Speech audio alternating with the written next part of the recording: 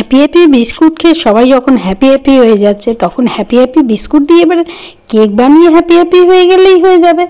আমি নিয়ে নিয়েছি 6টা মতো হ্যাপি বিস্কুট।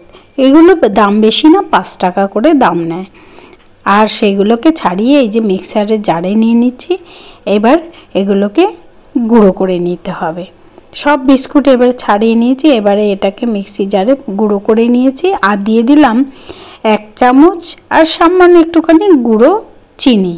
আর দিয়ে দিলাম এই বড় কাপের 1 কাপ দুধ নিয়েছিলাম, আমি পুরোটা দিয়ে নিয়ে 4 ভাগের 3 ভাগ দিলাম। দিয়ে আবারও একবার মিক্সিতে পেস্ট করে নেব। পেস্ট করে নিয়েছি।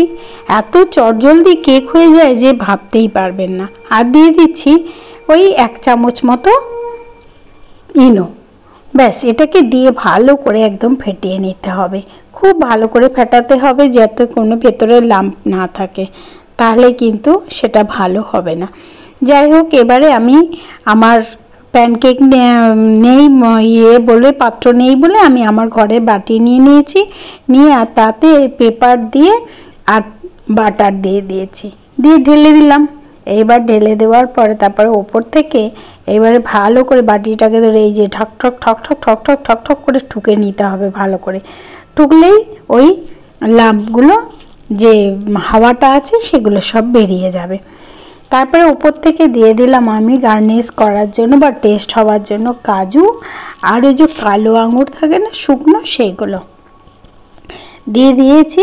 আর আগে থেকেই আমি গ্যাসে হিট করতে বসিয়ে দিয়েছিলাম প্রেশার কুকার, হিট হয়েও গেছে।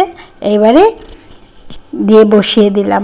বসিয়ে দিয়ে পাক্কা 45 মিনিট পর এটাকে আমি খুলব। আর গ্যাসটাকে অবশ্যই একদম কমে রেখেছিলাম।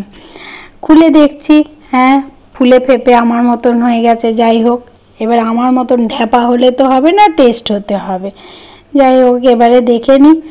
এবার এটাকে ডিমোল্ড করে নিচ্ছি। একটু চাকু দিয়ে সাইডটাকে এইভাবে আর দেখে নিচ্ছি যে ভেতরে কাঁচা আছে নাকি। চাকুটা দিয়েই দেখে নিলাম, দেখলাম না, একদমই কাঁচা নেই। কি সুন্দর ডিমোল্ড হয়ে গেল দেখুন। আর পেপারটাও পুরো এইরকম, মানে দারুণ।